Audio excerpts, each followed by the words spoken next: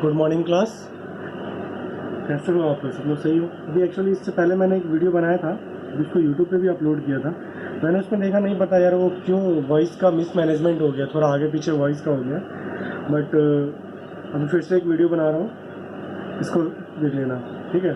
वो भी सेम है बट उसमें कुछ वॉइस का मिसमैनेजमेंट हो गया। चलो हम लोग इंक्लाइन फोर्स की बात करते हैं। तो इंक्लाइन फोर्स में एक चीज़ आप लोगों ने देखा होगा, जैसे कि कल हमने क्या बताया था कि एक जैसे ये डायग्राम है अपना,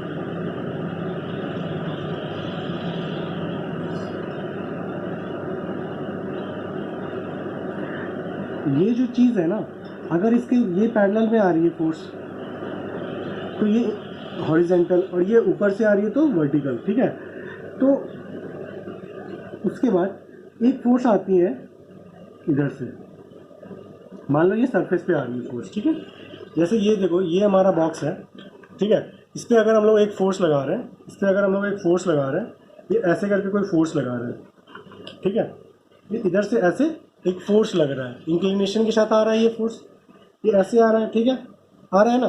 तो अभी इस पे देखो, ये हमारा हॉरिजेंटल है, तो कुछ ना कुछ तो एंगल्स बन रहे हैं ना इस दोनों के बीच में, देखना कि जो कुछ ना कुछ तो एंगल्स बन रहे हैं इस दोनों के बीच में, ठीक है?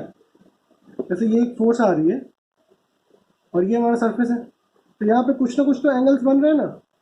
ये एंगल मान लो थीटा, जैसे यही वाला जो आया, तो ये देखो इधर पे एक लाइन ड्रॉ करेंगे और यहाँ पे कोई एंगल बन रहा है, ये एंगल क्या है हमारा? थीटा हो गया। यहाँ तक क्लियर है सबको? तो एक चीज़ देखो, तो ये जो हमारा एंगल बन रहा है ना थीटा, तो अभी इसकी वजह से देखना, एक चीज़ देखो, अभी ये देखो, ये पूरा हमको हल्का सा उठा हुआ दिख रहा है, ऊपर की ओर ऐसे उठा हुआ दिख रहा है, ठीक है? अभी जैसे हम इस पर फोर्स लगाएगा, इस पर जैसे फोर्स लगाएंगे, ये पार्ट क्या हो गया, अंदर की ओर चला गया, ये अंदर की ओर धंस गया। अभी देखो ऊपर से भी फोर्स लगा रहे तो ये अंदर की ओर जा रहा है कि नहीं जा रहा है? जा रहा है। तो हम लोग एक इंक्लाइन फोर्स लगाए तो ये अंदर की ओर गया, और कुछ डिफॉर्मेशन जो है ना, ये वाला जो पार्ट देख रहे हो इसके, ये एज वाला जो पार्ट है, यहाँ पे भी कुछ ना कुछ डिफॉर्मेशन आएंगे, ठीक है? ये वाले पार्ट में भी कुछ ना कुछ डिफॉर्मेशन आएंगे। तो अभी, तो आखिर ये डिफॉर्मेशन क्यों है? इसका मतलब क्या है कि सम हाउ कुछ ना कुछ पार्ट ऑफ फोर्स इधर पे भी आ रहा है और कुछ वर्टिकल फोर्स भी आ रहा है, मतलब इंक्लाइंड फोर्स तक ये हमारा दोनों चीज़ें होती है, ठीक है? कुछ ना कुछ पार्ट हमारा वर्टिकल भी आ रहा है और कुछ ना कुछ पार्ट इंक्लाइंड भी आ रहा है। तो जो हमारा होता है, तो ये दो कंपोनेंट में टूटता है, मतलब ब्रेक होता है, ठीक है? एक तो हमारा एक्स एक्सिस के अलोंग ब्रेक होता है, मतलब एक्स एक्सिस मतलब हॉरिजेंटल एक्सिस, और एक हमारा वाई एक्सिस इसके अकॉर्डिंग में। तो देखो, जिसके साथ भी थीटा बनेगा, थीटा थीटा जिसके साथ बनेगा उसके साथ कॉस का आएगा फंक्शन, और जिसके साथ थीटा नहीं बनेगा उसके साथ क्या आएगा? साइन का फंक्शन आएगा। समझ में आया? जिसके साथ भी थीटा बनेगा उसके साथ कॉस का फंक्शन आएगा, जिसके साथ भी थीटा नहीं बनेगा उसके साथ कौन सा फंक्शन आएगा? साइन का फंक्शन आएगा, ठीक है? तो अभी देखो, तो इसका थीटा बन रहा है, तो ये मान लो 10 न्यूटन है, तो ये 10 कॉस थीटा और ये 10 साइन थीटा, ठीक है? ये होता है हमारा, इसी ऐसे ये ब्रेक कर जाता है, ठीक है? ये ऐसे ही ये हमारा ब्रेक करता है। इसी को कभी कभी हमारा, जब दो फोर्सेस दिया रहे और रिजल्टेंट फोर्स निकालने बोलता है, तो वहाँ भी हम लोग कॉस थीटा और साइन थीटा का यूज़ करते हैं। बट अभी के लिए आपको रिजल्टेंट फोर्स तो नहीं पढ़ना है, ठीक है? रिजल्टेंट फोर्स जब पढ़ना होगा तभी हम लोग देखेंगे, ठीक है? तो देखो, तो हम लोग वो सब देखेंगे, अभी हम लोग को वो चीज़ नहीं पढ़ना है।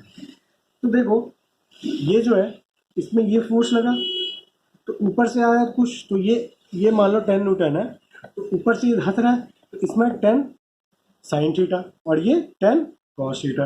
अभी अगर ये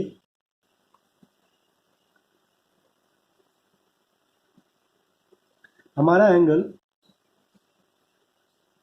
इसके साथ अगर बनाता है थीटा, तो ये क्या हो जाएगा? क्या बोला? जिसके साथ थीटा रहेगा उसके साथ कॉस थीटा लगेगा, और जिसके साथ नहीं रहेगा उसके साथ साइन थीटा। ये 10 था, अगर 10 न्यूटन तो 10 कॉस थीटा और ये 10 sine theta.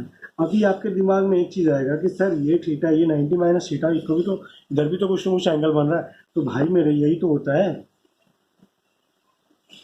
Sign 90 minus theta, ये तो तुम्हारा कॉस थीटा का फॉर्मेशन करवाता है। ठीक है, मतलब क्या हो गया, और वैसे देखो तो ये 90 माइनस थीटा ही है, वही वैल्यू है। Is it clear? चलो, यहाँ तक तो कोई दिक्कत नहीं होगा। तो एक चीज़ देखो, अभी इसके एप्लीकेशंस देखो, इंक्लाइन फोर्स के एप्लीकेशंस देखो।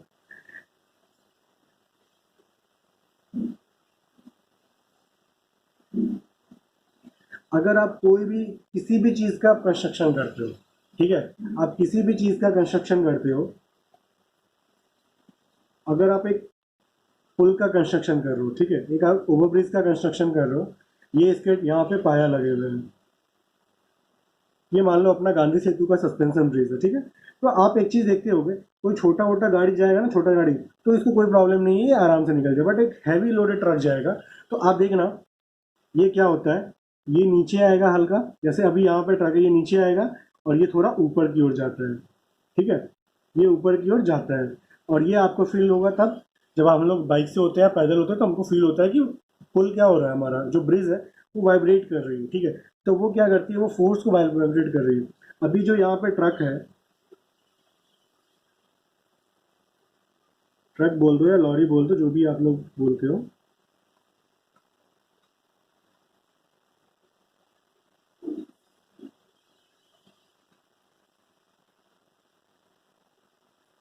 ये जो ट्रक है, तो अभी इसमें बहुत सारा लोड है। तो अभी क्या हुआ, जब अभी ये एंड साइड में, तो ये ऊपर का पोर्शन, यहाँ का पोर्शन क्या होगा, थोड़ा सा लिफ्ट करेगा, ये देखना, ये थोड़ा सा लिफ्ट करता है। अगर ये लिफ्ट नहीं करेगा, तो एक चीज़ देखो, ये अपना क्या फोर्स को बैलेंस करने की कोशिश कर रहा है, यहाँ पे भी इंक्लिनेशन का फोर्स आ रहा है। ऐसा हम लोग कभी नहीं बोल सकते हैं कि यहाँ पे कोई फोर्सेस नहीं आ रहे, सिर्फ वर्टिकल फोर्सेस की वजह से ये इंक्लाइंड हो रहा है। देखो, इंक्लाइंड जैसे कोई भी चीज़ आप कंस्ट्रक्ट करते हो ना, तो वहाँ पे आपको कोई भी इंजीनियर होंगे, वो सारे टाइप ऑफ फोर्सेस वहाँ कैलकुलेट करेगा कि इंक्लाइंड तरीके से, क्योंकि उसको बैलेंस करना है। जैसे कि आप एक बात करो, देखना आप कभी भी फिल्म में तो देखती होगी, ऊपर से आदमी गिरता है और कार पे गिर गया, तो कार पे गिरने पे देखते होगे आप लोग, कार ऐसे ऐसे फटता है, मतलब वो आगे की ओर भी, जैसे जो कार है वो चारों तरफ, जैसे ये यहाँ पे ऐसे गिरा ना, तो कार देखना इधर भी फटता है, इधर भी, इस तरफ बाहर भी, और इस तरफ पीछे भी, फिर इस तरफ भी और इस तरफ भी। हो क्या रहा है, ये जो फोर्स यहाँ पे डायरेक्टली जो गिरा ना, सडनली यहाँ पे जो फोर्स आया ना, इसको चारों तरफ से वो बैलेंस करने की कोशिश कर रहे हैं। तो जो इधर आया तो हॉरिजेंटल, इधर आया तो हॉरिजेंटल, ऊपर से आया वर्टिकल, नीचे से आया वर्टिकल, तो ये लेकिन जो साइड से आ रहे हैं, ये क्या हो रहा है, ये इंक्लाइन फोर्स हुआ ना। Is it clear? ये इंक्लाइन फोर्स ही आ रहा है, ठीक है। तो इसी इंक्लाइन फोर्स को हमको बैलेंस करना पड़ता है, इसलिए हम लोग इसका इंक्लाइन फोर्स के बारे में पढ़ते हैं, ठीक है। आप लोग देखेंगे इंक्लाइन फोर्स का, जैसे एप्लीकेशंस की मैं बात करता हूँ, कभी आप लोग देखे हो जो हमारा हैंडल चापाकल, आप लोग गांव में तो देखे होंगे ना, वो उसका हैंडल कुछ ऐसे करके होता है, ठीक है।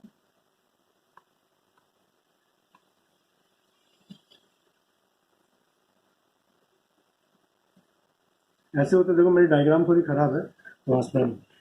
अभी क्या हो रहा है, अगर हमको बोला जाए कि भाई आखिर में यही वाला यहाँ पे कुछ वॉशर लगा हुआ है, ठीक है, जिससे ये कनेक्टेड है, खिंच तो ये रहा है ना, तो ये तो ऊपर अप एंड डाउन हो रहा है, मतलब आखिर मेन मेन काम तो हमारा वर्टिकल फोर्स का है,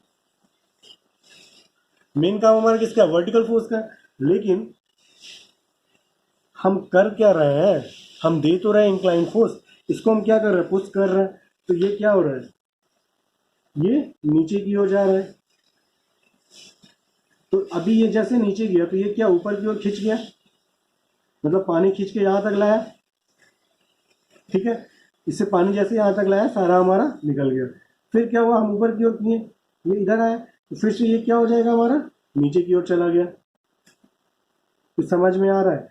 तो ये जो अप एंड डाउन हो रहा है, ये वर्टिकल तो अप एंड डाउन हो रहा है, लेकिन ये इंक्लिनेशन की वजह से हो रहा है कि नहीं, हम इसको इंक्लाइन कर रहे हैं तभी हो रहा है। दूसरी चीज, आप एक चीज देखना, आप सीढ़ी पे चढ़ रहे हो तो आप जा तो रहे हो इंक्लिनेशन के साथ, लेकिन आपका फोर्स क्या लग रहा है, आप जैसे पैर रखे तो ये फोर्स इस पे लग रहा है ना, ये तो वर्टिकली फोर्स लग रहा है, ठीक है। उसके बाद आप देखते होगे जब कोई भी चीज़ हमको पुल करना होता है, ठीक है, या फिर जब आप ठेला वेला देखे होंगे जो सामान वामान उठाने वाला होता है, वो क्या करते हैं, इंक्लाइंड, ठीक है। तो ये सारा हमारा एप्लीकेशन है इसके। ये वाटर पंप में हम लोग देख सकते हैं, ठीक है, इसको जो गांव में आप लोग देखते ही होंगे, सबके घर में होगा ये चीज़ तो, ठीक है। ये हमारा इंक्लिनेशन फोर्स का हो गया। अभी इसके बाद हम लोग बात करते हैं हॉरिजेंटल की। मतलब क्या हो गया, अच्छा इंक्लिनेशन में एक चीज लिख लेना, क्या होता है, due to incline force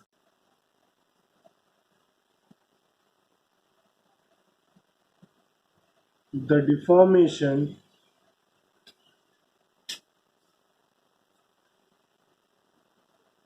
causes in vertical, horizontal, सब में होता है, vertical as well as horizontal direction.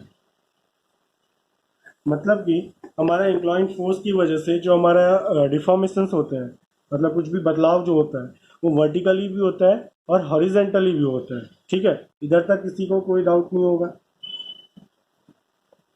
अभी आगे आएंगे, अब अपन बात करते हैं हॉरिजेंटल की, हॉरिजेंटल फोर्स की बात करते हैं हम लोग। तो हॉरिजेंटल मतलब क्या हो गया, पैरेलल, जैसे ये कंपोनेंट है कोई भी, इसको इधर से जब अपन फोर्स लगा रहे हैं ना, ये जो फोर्स लगा रहे हैं तो ये इसके ग्राउंड में है, जैसे ये ग्राउंड पे रखा हुआ है तो ये इसके पैरेलल ही लग रहा है ना, ये हमेशा इसे क्या हो रहा है, पैरेलल लग रहा है, ठीक है। तो ये क्या हो जाएगा, हॉरिजेंटल। और वर्टिकल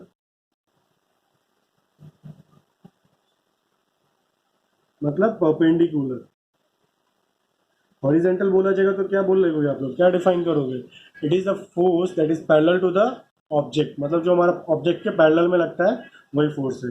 और वर्टिकल में क्या है, perpendicular to the object, perpendicular to the object है, ठीक है। हॉरिजेंटल और वर्टिकल फोर्स समझ में आया। हॉरिजेंटल मतलब पैरेलल हो जाएगा और वर्टिकल परपेंडिकुलर होगा। एक चीज नोट में लिख लेना,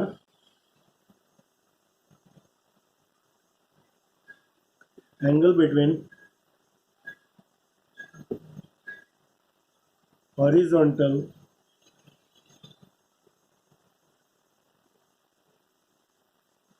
एंड वर्टिकल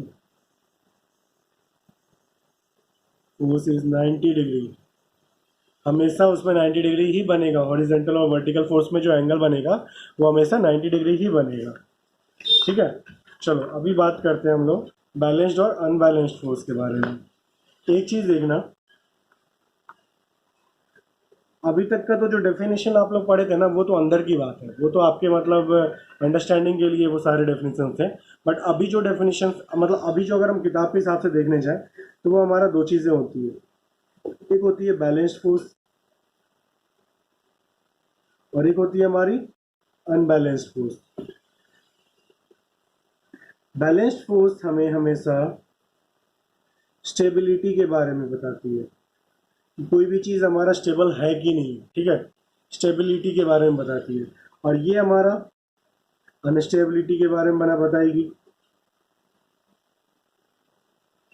ठीक है। अनबैलेंस्ड फोर्स किस चीज़ के बारे में बताती है, अनस्टेबिलिटी के बारे में बताती है। तो एक चीज़ देखो, अगर हम अनस्टेबिलिटी के बारे में बात करते हैं तो यही तो हमारा मोशन काउज करेगा, यही तो हमारा रेस्ट भी काउज करेगा, यही तो हमारा डायरेक्शन ऑफ चेंज भी काउज करेगा।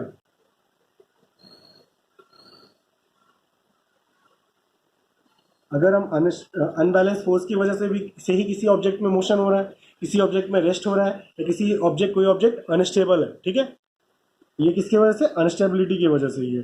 अगर वो स्टेबल होगा, अगर वो बैलेंस्ड होगा तो क्या वो, जैसे वो चल रहा है तो चलते ही रह जाएगा, चलते ही रह जाएगा, क्या वो कभी रुकेगा, नहीं रुकेगा। अगर मतलब स्टेबल बैलेंस्ड फोर्स है उसमें, और फिर अगर कोई रेस्ट में है तो उसको तुम लाख धक्का लगा लो, अगर वो बैलेंस्ड है तो बैलेंस्ड ही है। जैसे कि अगर आप ट्रक में कितना भी धक्का लगा लो, ट्रेन में कितना भी धक्का लगा लो, वो तो बैलेंस्ड है, कुछ नहीं होने वाला है, ठीक है। आप लेकिन साइकिल में धक्का लगाओगे तो उसका जो फोर्स है, उसका जो रेजिस्टेंट फोर्स है, उसके अंदर का फोर्स है, उससे ज़्यादा आप फोर्स लगा दिए तो वो क्या हो गया, आगे की ओर चला गया। तो कभी भी किसी भी चीज़ को मोशन, रेस्ट या डायरेक्शन चेंज करवाने के लिए हमें कौन से फोर्स की जरूरत पड़ेगी, अनबैलेंस्ड फोर्स की जरूरत पड़ेगी, ठीक है। तो ये आप लिख लेंगे इसके बारे में डेफिनेशन। अब देखो हमारे फोर्स का इफेक्ट क्या होता है। पहला चीज अगर हम बोलेंगे फोर्स के इफेक्ट में, तो सबसे पहले क्या होता है, it cause motion, it causes, ये रेस्ट भी कॉज करता है, एंड चेंज इन डायरेक्शन, ये हमारा डायरेक्शन में चेंज भी कॉज करता है, ठीक है। फोर्स हमारा क्या कॉज करता है, ये हमारा मोशन भी कॉज करता है, रेस्ट भी कॉज करता है, चेंज इन डायरेक्शन भी कॉज करता है। खींचना, ढकेलना, पुश पुल सब इसी के अंदर है, कोई डिफरेंसेस नहीं है। पुश अपनी ओर खींच रहे हो, वो रेस्ट में है, अपनी ओर खींच रहे हो, आपकी ओर आ रहा है। पुल, सॉरी पुल मतलब अपनी ओर खींच रहे हो, पुश मतलब धक्का दे रहे हो। तो ये सारा क्या है, उसी के अंदर ही है, इसमें कोई भी चेंजेस, सब कुछ यही है, ठीक है। तो आपका होमवर्क है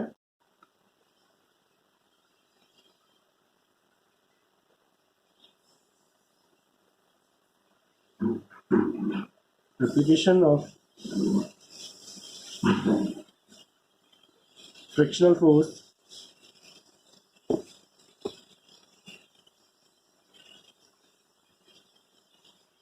इंक्लाइन फोर्स, हॉरिजॉन्टल फोर्स और वर्टिकल फोर्स, इसके आपको एप्लीकेशंस बताने हैं, ठीक है। वर्टिकल फोर्स, इन सारे के एप्लीकेशंस कल लिख के दिखाने हैं।